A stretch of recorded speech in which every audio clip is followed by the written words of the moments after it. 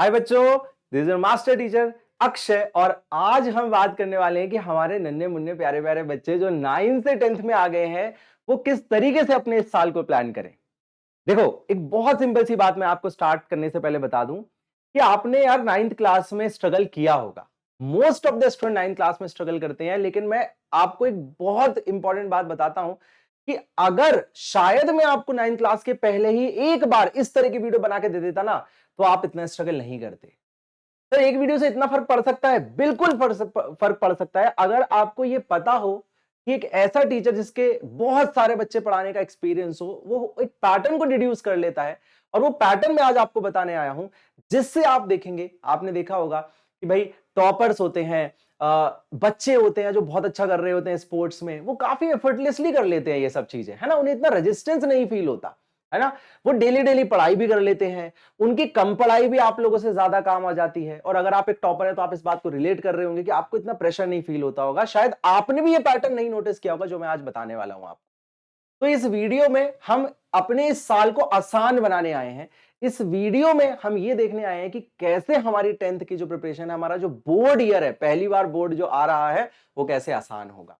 Also इस video में मैं पूरी कोशिश करूंगा कि अगर आपका टारगेट आईआईटी, नीट या फिर एनडीए, मर्चेंट नेवी, एनटीएससी निकालना, ये सारी चीजों पे मैं आज डिस्कस करने वाला हूं कि उन पर्टिकुलर फोकस से भी जो बच्चे आगे बढ़ रहे हैं उनके लिए किस तरीके से उन्हें प्लान करना पड़ेगा। और याद रखना, प्लानिंग एंड पैटर्न्स रिकॉग्निशन बहुत इंपॉर्टेंट एस्पेक्ट होता है आपके एक बहुत अच्छे रिजल्ट लाने के लिए।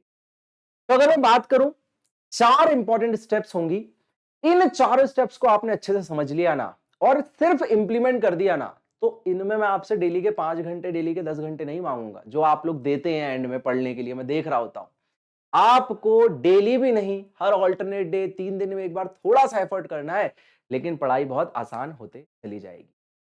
तो सबसे पहली चीज है कि जो मेरा एक प्यारा सा बच्चा है जो आज 9th क्लास में है, यार उसको ऐसा क्या पता चल जाए, सबसे पहली चीज उसको ऐसा क्या पता चल जाए कि वो अपने टारगेट की तरफ अच्छे से पहुंच जाए। तो सबसे पहली बात तो हो गई कि उसका टारगेट क्या है ना। अब देखो, कुछ बच्चे हैं जिनका टारगेट सिर्फ बोर्ड्स में फोड़ना है, कुछ बच्चे हैं जिनका टारगेट्स हो सकता है 2 साल बाद आईआईटी में फोड़ना है, इतना लंबा टारगेट है।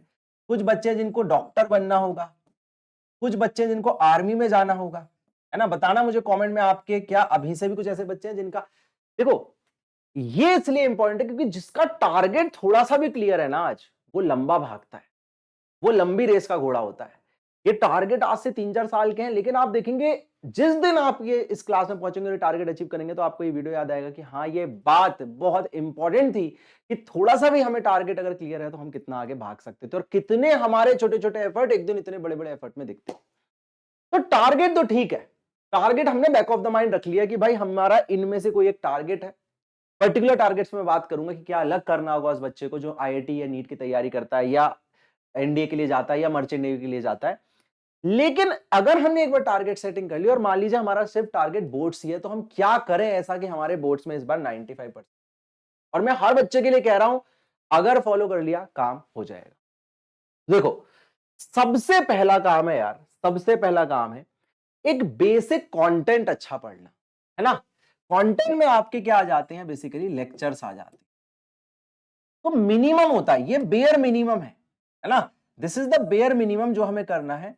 अभी मैं साइंस फोकस्ड करके भी आपको बताऊंगा कि साइंस हम किस तरीके से लेके चलेंगे इस साल, लेकिन एक जनरल मैं पर्सपेक्टिव बता रहा हूं, किसी भी आप सब्जेक्ट में लगा सकते हैं ये वाली फिलॉसफी।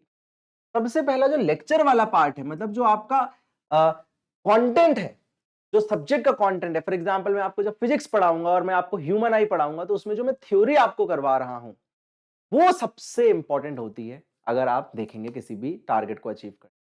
फिर चाहे वो थ्योरी स्पोर्ट्स की थ्योरी क्यों ना हो, चाहे वो थ्योरी फिजिक्स की क्यों ना हो, चाहे वो मैथ्स की क्यों ना हो, but theory is most important, जिसके लिए आप अच्छे अच्छे रिसोर्सेज रेफर कर सकते हैं। आपके पास बहुत सारे बैचेस हैं ज्वाइन करने के लिए, आपके पास यूट्यूब के बहुत अच्छे अच्छे लेक्चर्स, और हम लोग भी इस चैनल पे बहुत प्यारा कंटेंट इस साल लाने वाले हैं, तो वो आपका सॉर्ट हो जाएगा। एक्चुअली में ये सबके पास हैंडी होता है। आप देखेंगे, आप बोलेंगे सर ये तो सबके पास होता है, हाँ, लेकिन सेकंड जो चीज है वो देखिए, धीरे धीरे बच्चा क्या है ना, इन्हीं स्टेप में एक के बाद एक नीचे जाते जाता है।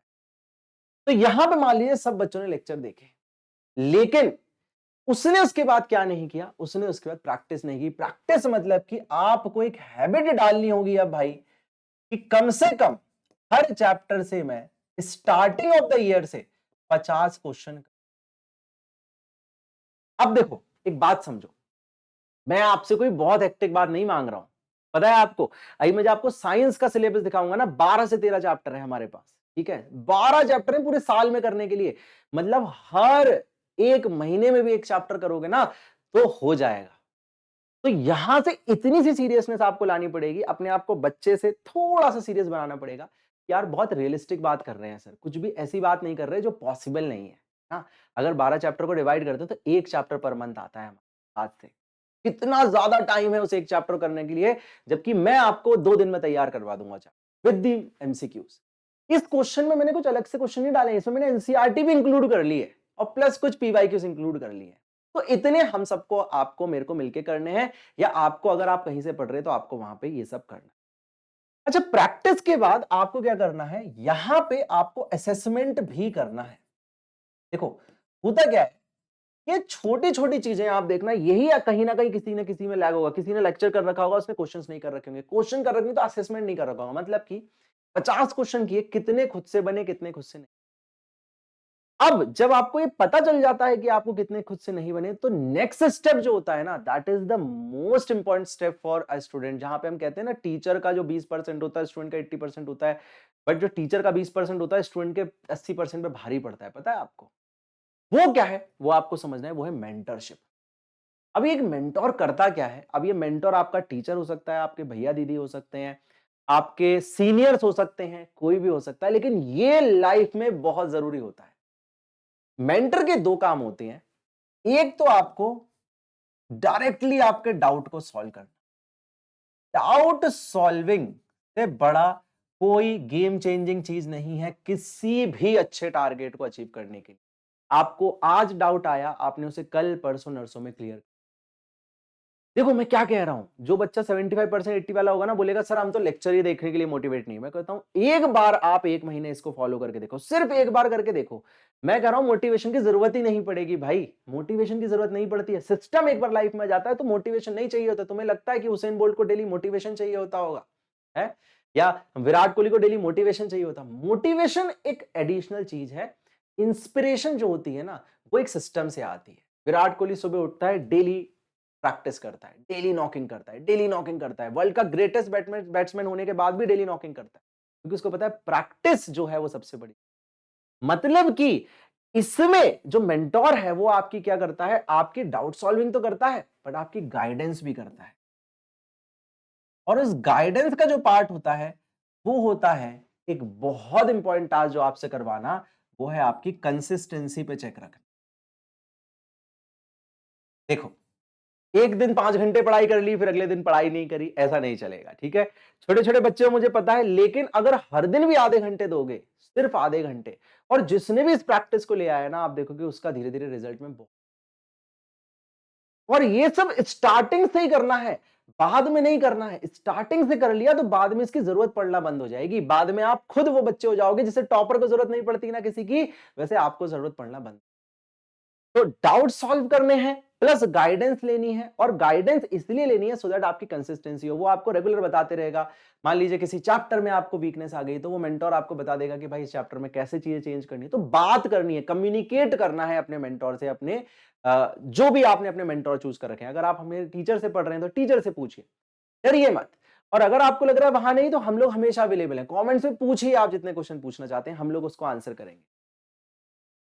अगर आप सिर्फ इन 3 चीजों को फॉलो कर लें तो कोई भी फेक मोटिवेशन, कोई भी फेक किसी भी चीज की जरूरत नहीं पड़ने वाली छोटे छोटे प्यारे प्यारे बच्चों को। मेरे को ये गारंटी है, क्योंकि बेटा मैंने पिछले कुछ सालों में हजारों हजारों बच्चों को कंपटीशन पढ़ाया। मैं आपको एक बच्चे की कहानी बताता हूं। एक बच्चा मेरे पास आया था, 2 बच्चे एक्चुअली, जो 9th में मेरे पास आए, and they have done tremendously well in their lives. 9th में एक बच्चा मेरे पास था, इसके 81% बने थे, 80.5% बने थे। पता है आपको उसके 10 में कितने परसेंट आए? जंप आया, बट 90 पॉइंट समथिंग परसेंट का जंप आया, मतलब 90 पॉइंट समथिंग परसेंट उसके 10th में बने। 11th में उसने एक कमाल किया। अब ये बात आप कहेंगे सर कमाल कैसे है, उसके 89% आए, और ये बहुत बड़ा कमाल था। क्यों कमाल था सर, आप इतना क्यों बोल रहे हैं? क्योंकि पता है, आप जो अपने भैया दीदी से जाके पूछिएगा, अगर मान लीजिए 100 बच्चे 90% लाते हैं, है ना, 10th क्लास में, तो आपको पता है उसमें से कितने 90% लाएंगे अगले साल? मुश्किल से 2%। मतलब 98 स्टूडेंट्स आउट ऑफ 100 नीचे आ जाएंगे, 80% के नीचे आ जाएंगे, इवन 75 के नीचे आ जाएंगे। तो ये देखो, मैंने आज ही आपको बता दिया 10th की स्टार्टिंग में कि 11th क्लास में स्ट्रगल और बढ़ जाएगी, क्योंकि सिलेबस बढ़ जाता है। अब जब मैं आपको बता दूंगा ना, तो आप पहले से ही तैयार रहेंगे। अब वहां जाके ऐसे नहीं कि बैठे हैं 11th क्लास में और डर रहे हैं, ऐसे ही 10th में बढ़ने से पहले मैं आपको कुछ चीजें बताऊंगा, और ऐसी और प्यारी प्यारी वीडियोस लेके आऊंगा, डेडिकेटेड नीट के लिए, डेडिकेटेड बोर्ड के लिए, डेडिकेटेड अदर एग्जाम्स के लिए, सो दैट हर बात में ना आपको पहले से ही बात पता, पहले से ही पैटर्न पता हो, पहले से ही तैयारी करने का तरीका पता। तो ये चीजें 4 आपको नहीं मिस करनी है। सबसे पहले एक बेसिक टारगेट सेट करना, चाहे उसको पकड़ के नहीं बैठना है, बट सेट करना है। और फिर अपना कंटेंट देखना है, प्रैक्टिस नहीं छोड़नी है और मेंटोरशिप नहीं छोड़नी है। This will be the most important thing जो आपको क्या करेगा, आपकी सक्सेस में कंट्रीब्यूशन। अब अगर हम सिर्फ साइंस की बात करें, तो साइंस पे भी डिटेल स्ट्रैटेजी में बताऊंगा, लेकिन मैं आपको एक ओवरव्यू दे रहा हूं कि हम साइंस को कैसे लेके चलेंगे। तो देखिए, हमारे पास साइंस में मैंने अलग अलग कलर में इसलिए किया है, क्योंकि अगर आपको 9th क्लास में क्लियर नहीं हो, तो 10 से धीरे धीरे आपको क्लियर हो जाएगा कि साइंस के 3 पार्ट होते हैं। पहला होता है केमिस्ट्री, दूसरा होता है आपका बायोलॉजी, और तीसरा होता है, तो यहां पे आगे भी कुछ चैप्टर्स हैं, फिजिक्स।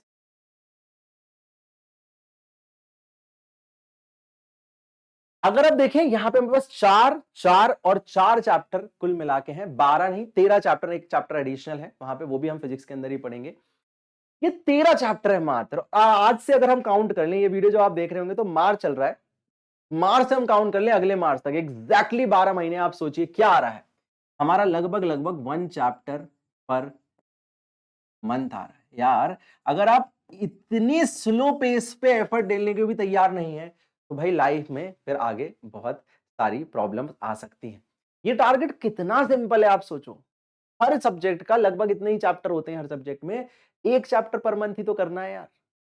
ये एक जो चैप्टर है ना, जब मैं आपको पढ़ाऊंगा ना, तो 2 से दिन में 3 दिन में खत्म करवा दूंगा। तो आप सोचो, आपको रिवाइज करने के लिए कितना टाइम होगा, आपको प्रैक्टिस करने के लिए कितना टाइम होगा। रिवीजन की बात मैंने अपने पैटर्न में इसलिए नहीं करी, क्योंकि रिवीजन की बात हम एंड में करते हैं, स्टार्टिंग से रिवीजन की बात हम नहीं करने वाले हैं। तो मैं कैसे लेके चलूंगा, सबसे पहले मैं आपकी फिजिक्स का एक चैप्टर, फिर केमिस्ट्री का, फिर बायोलॉजी, इस तरीके से हम लेके चल रहे होंगे, ठीक है। और आप देखेंगे बहुत इन डेप्थ में हम लेके चल रहे होंगे, और स्टार्टिंग से आपका हाथ हम पकड़ के चल रहे होंगे। क्या क्या मैं करवाऊंगा, इस पे एक डिटेल वीडियो में अलग बताऊंगा, लेकिन आज मेरा फोकस था कि आपको ओवरऑल प्लानिंग आपके दिमाग में सेट कर दूं, जो अब मैं करने वाला हूं, आपके एग्जाम फोकस प्लानिंग भी। तो अब जैसे हम बात करें, फॉर एग्जांपल हमारे पास कितने डिफरेंट एग्जाम्स हम टारगेट कर रहे हैं, उस हिसाब से भी बड़ी यूनिक चीज हमें करनी होती है 10th में। देखो, हर चीज करनी होती है, जो बच्चे निकाल रहे हैं ना कंपटीशन, वो हर चीज कर रहे हैं। तो आप भी इन बातों को जान लो ना। किसी टॉपर को जो पता है, वो बातें जानने में आपका कोई नुकसान तो नहीं है। क्या पता आप ये बात इंप्लीमेंट कर दो और एक दिन आप आईआईटी पहुंच रहे हो और आप बोलो यार, वो बात एक बहुत बड़ी, एक इंपॉर्टेंट बात थी मेरे प्रिपरेशन जर्नी में। तो जैसे जो बच्चा आईआईटी टारगेट कर रहा है ना, आपको ये बात याद रखनी है बेटा, कि आप किसी भी हालत में ना अपनी साइंस प्लस मैथ्स में होल्ड नहीं छोड़ सकते। क्यों?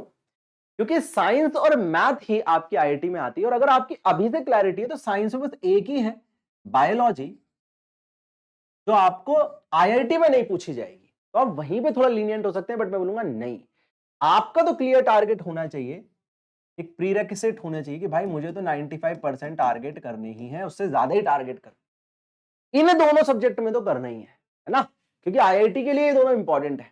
तो ये प्राइमरी हमारी एक नीड है, एक बेसिक नीड है, क्योंकि एक बार आपके फंडामेंटल्स यहां क्लियर हो गए ना, तो आप देखेंगे आपके आगे फंडामेंटल्स बनते चले जाएंगे, इंटरेस्ट बनते चले जाएगा। मैंने बोला ना, आज का करा हुआ कल भी काम आएगा, परसों भी काम।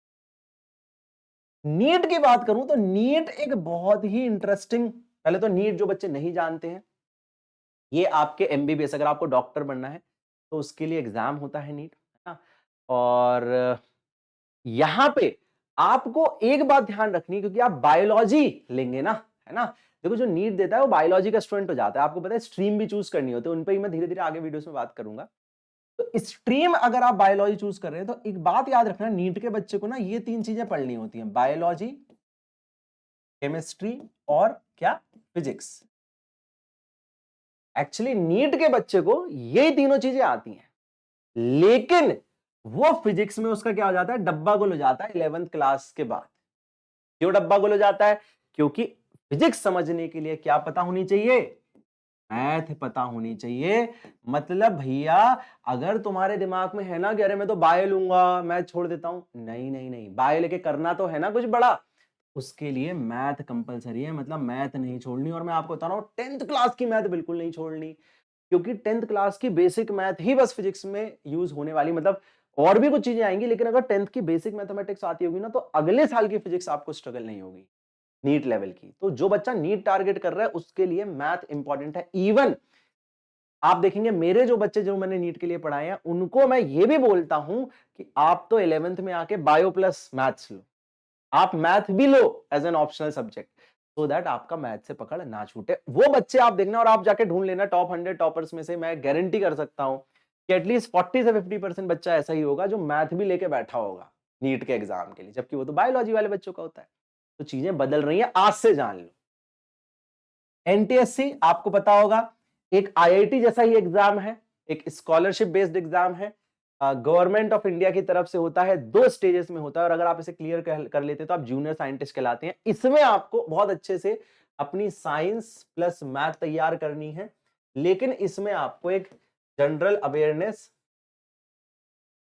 और रीजनिंग भी तैयार करनी है।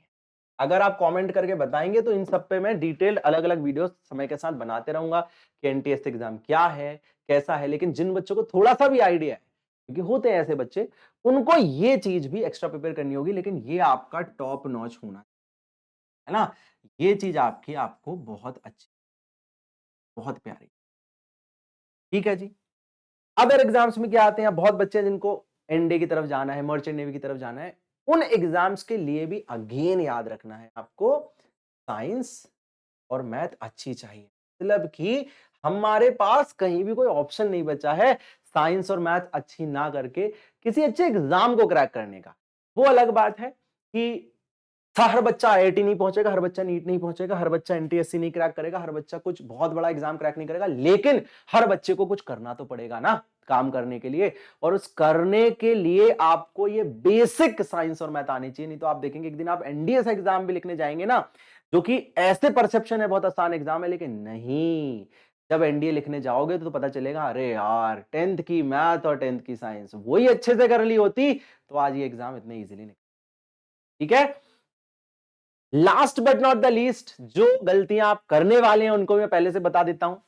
पहली चीज, पैनिक नहीं करना, है ना, पैनिक मोड में नहीं आना है बिल्कुल भी कि अरे यार 9 तो खराब हो गई है ना। छोटे छोटे बच्चों चिंता मत करो, प्रेशर लेने की भी आदत धीरे धीरे आ जाएगी। अच्छा प्रेशर क्या होता है, लाइफ को लेके प्रेशर। तो पैनिक नहीं करना है कि अरे यार हमारे तो 75% ही आ गए, 80% ही आ गए, 90, सब भूल जाओ। बोर्ड क्लास आपकी लाइफ की इजीएस्ट क्लास होती है, आप इसको बहुत लोगों से सुनोगे, ये बात सच है। इसको हम आसान बनाएंगे इस साल, आपको आपको दिखाएंगे कि ये कितनी आसान है, और बहुत लोगों के लिए पढ़ाएंगे। मतलब मैं हमेशा एक्साइटेड होता हूं, टॉपर्स बनाने के लिए तो होता ही हूं, लेकिन मुझे हमेशा मजा आता है एक एवरेज बच्चे के साथ काम करना और उसको एक टॉपर की तरफ उस जर्नी को, उस लैडर को, वो हम आपके साथ करेंगे। तो पैनिक नहीं करना है, टेंशन नहीं लेनी है। जो आज है उसमें नया सिस्टम बनाएंगे, नए पैटर्न्स को अपने आज आज समझा, इस पैटर्न को फॉलो करेंगे, डिसिप्लिन में लाएंगे, कंसिस्टेंट रहेंगे, अपने आप ही आप देखोगे रिजल्ट आएंगे, आपको भागना नहीं। दूसरा है कंसिस्टेंसी, जो मैंने बताया कंसिस्टेंसी से ऊपर कुछ नहीं है, थोड़ा थोड़ा एफर्ट करना है ना। वो कछुए और खरगोश वाली कहानी से हमें कंसिस्टेंसी ही पता चलती है कि खरगोश क्या करता है, रुक जाता है, ओवर कॉन्फिडेंस में रुक जाता है, और कंसिस्टेंट जो कछुआ होता है वो धीरे धीरे छोटे छोटे छोटे छोटे छोटे स्टेप्स लेते रहता है, लेकिन रुकता नहीं है। तो उस कहानी का तात्पर्य या बेस ही यही है कि रुकेंगे नहीं तो एक दिन हम अपनी मंजिल पहुंच जाएंगे। तो कंसिस्टेंसी इंपॉर्टेंट होता है, हार्ड ज्यादा इंपॉर्टेंट होता है हार्ड वर्क से। हार्ड वर्क आप अब स्मार्ट वर्क करके जिंदगी को जी सकते हैं। 10-10 घंटे पढ़ाई वाला समय चला गया है, डेली 15 से 20 मिनट अपनी पढ़ाई करनी है, लेकिन डेली करनी है। वो आखिरी के 10 घंटे, आखिरी के समय में 2 दिन में 10 घंटे पढ़ने से बहुत ज्यादा होगा। आप देखेंगे जो भी इसको ले आया वो इसे देखेगा। बुरी संगत से बचना है, बुरी संगत क्या है? वही लोग जो बोलेंगे ये वीडियो किसी काम का नहीं, वही बोलेंगे सर इन सब से कुछ नहीं होता, पढ़ाई तो मोह माया है, लाइफ में क्या रखा है सर? हाँ, नहीं, इन लोगों से आप दूर जाते जाइए। मैं अपनी लाइफ के पिछले एकेडमिक मतलब कॉलेज से लेके आज तक के एक्सपीरियंस से आपको बता सकता हूँ कि जिन लोगों के आप आस-पास आप होते हैं ना, आप उन्हीं जैसे बन जाते हैं।